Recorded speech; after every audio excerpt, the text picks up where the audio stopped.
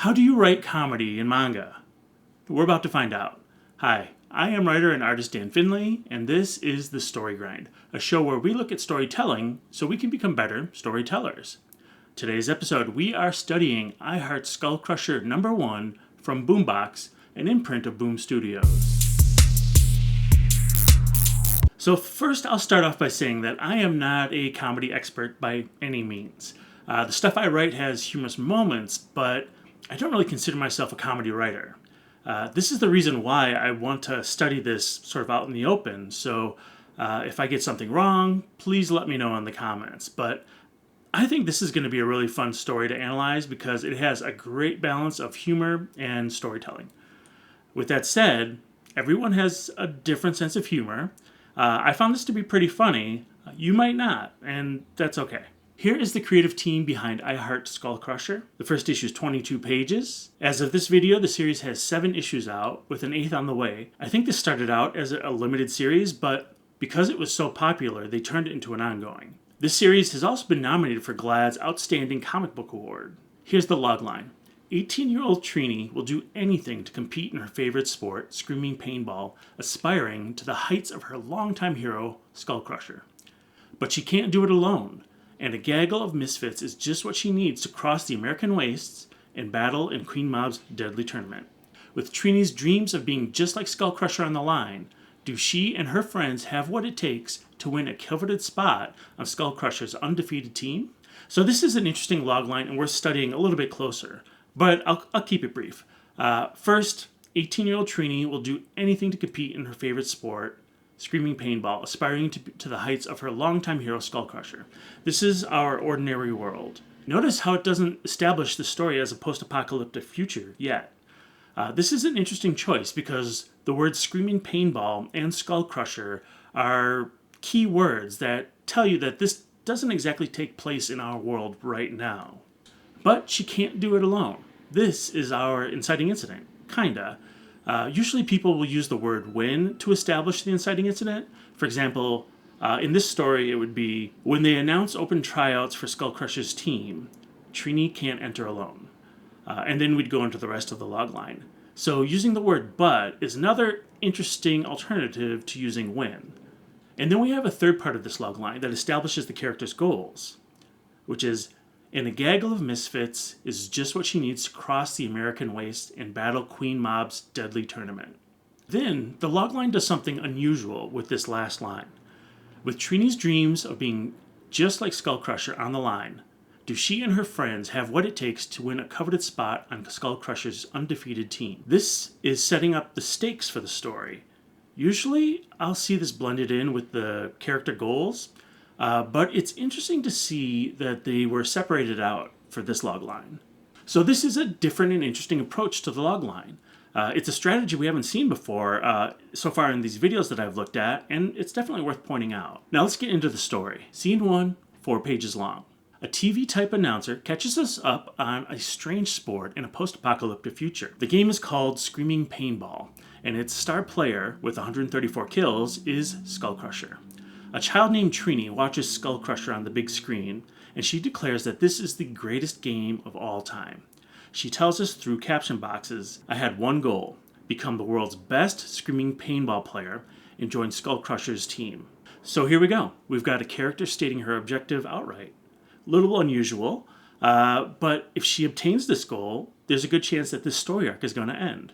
Trini states that she must take destiny into her own hands and train.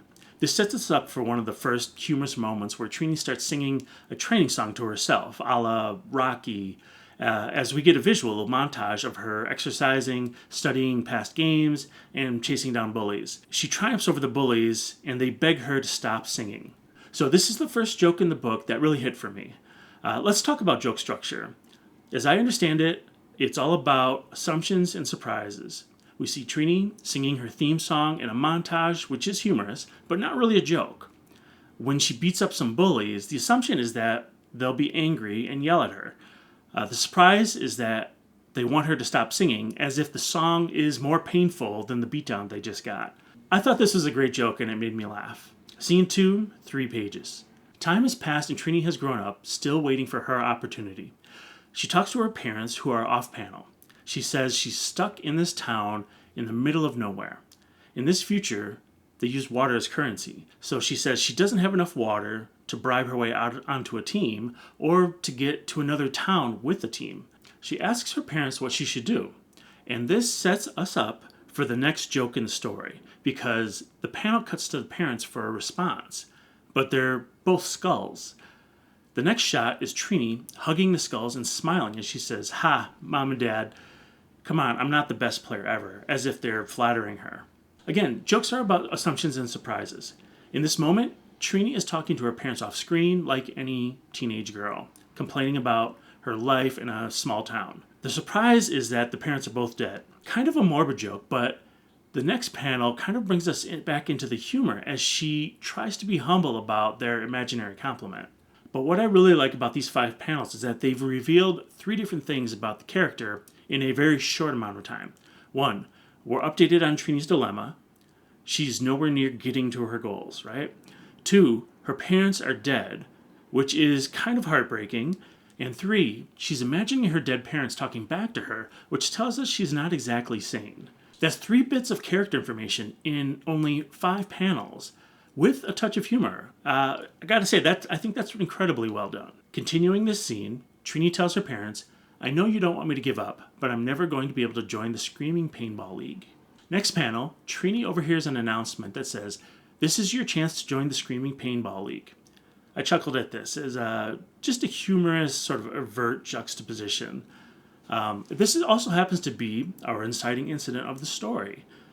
This sort of upsets the balance of Trini's world, which has been established as a very mundane, very boring, small town in the middle of nowhere, and she'll never be able to join the team. But this announcement, it just upsets all of that. Now we cut to the announcer who's in the town square saying that there will be a first ever open tryout for Screaming Paintball, as long as you can pay the entry fee of 50 gallons of water. The winner of the tournament will be on Skull Crusher's team. The qualifying match is in 3 days. Also, there are bandits in the area. Try not to die. I want to point out this bit that I thought was really funny, which is actually just a visual bit. Trini is having this fantasy where she's talking to Skull Crusher after winning the tournament. Skull Crusher says, "You've won the tournament and my heart." Pretty absurd, and I just thought it was really funny. Scene 3, 3 pages long. Trini sees a group of guys talking. They're assembling a team, and all they need is a forward striker. Trini busts into the conversation and gives us another visual gag based on their reactions, and a nice setup for the next joke. She's also forming a team. Lucky for these guys, she still has an opening for defense, goalie, and striker positions. The guys reply with, "That's literally all the positions." I had a pretty good laugh at that one. And the visual gag is nice too. I don't really see this kind of being done, this style of gag being done outside of manga very much. The guys say that she is only interested in their water, but Trini says she has just enough water to cover the entry fee. It's her life savings. Of course, the guys exchange a few glances at this information, and we can see some ideas are brewing about stealing Trini's water. The guys confess that they don't need Trini because they have an edge. Coach Bloodbone. He's disappeared from the Bubble Cities years ago, but they found him. Trini ducks out before they can finish their sentence. She's going to get Coach Bloodbone first. Then everyone will want to be on her team. As the scene ends, we see 2 figures in shadows. They'll play a bigger part later in the story. Scene 4, 4 pages long. Trini barges into Coach's house and demands that he coach her team. She's surprised to find a very different version of Coach than what was presented to her. There are some great bits of description on his trading card giving us his stats. Status, currently drunk. Record, hasn't washed in 3 months. Best move, not missing the bucket when he vomits. Coach's first comment to Trini is, "If you're a bandit, could you kill me quieter?" She says she's not here to kill him, but to get him to coach her Screaming Paintball team. He replies with, "No thanks, I'd rather die." I did laugh at that. That's a great setup and surprise. She tries to convince him to join, but he's not interested. He's retired. But she's not taking no for an answer. She pleads with him and gives her a heartfelt story. There's a great silent panel as he considers her request, then promptly says no and kicks her out of his house. Filled with disappointment, she walks home only to be passed by the boys who have stolen all her water. She returns home to find that her parents' skulls are broken. Alright, scene 5, 8 pages long, last scene of issue 1. Trini finds herself down and out. We get a nice heartfelt moment where she's talking to her parents. She says she knows their skulls and that she's not crazy, but she likes to pretend that they're still alive and imagines that if they hadn't died, they'd have loved her. This right here is the core of what the story is about. Trini is looking for love, and we'll take a closer look at that later. This is also a huge point of empathy for Trini. I think any reader can look at this and feel empathy with her situation. Everybody wants more love. It's sort of a great universal point of empathy. Suddenly, 2 bandits appear, and they're there to rob her of all her stuff. Trini says she's already been robbed. The bandits ask if the people who robbed her also destroyed her house. Trini says that it's always looked like that.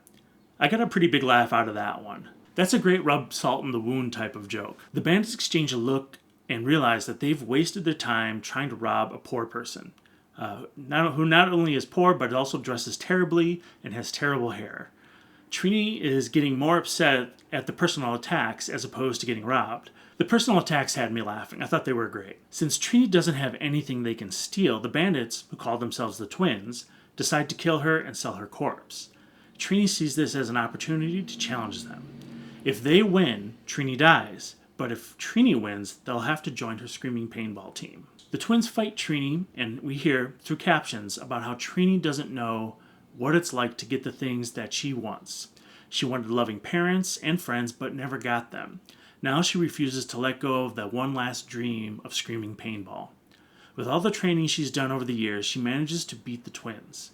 She even reminds the twins that if they win the tournament, they'll be allowed in the bubble cities, which are full of rich, naive people. This motivates the twins to join. We finish off the scene with an interesting quick-cutting montage of the moments after. They could probably be their own scene, but I'm mashing them all into one for the sake of this video. So, the twins' shadows appear on Coach's door. The group of boys are hanging from a rock. This panel is actually a little confusing for me, but I think Trini and the bandits have retrieved the water back from the boys and hung them off this rock. Next panel, we see a truck driving with water bottles attached to it.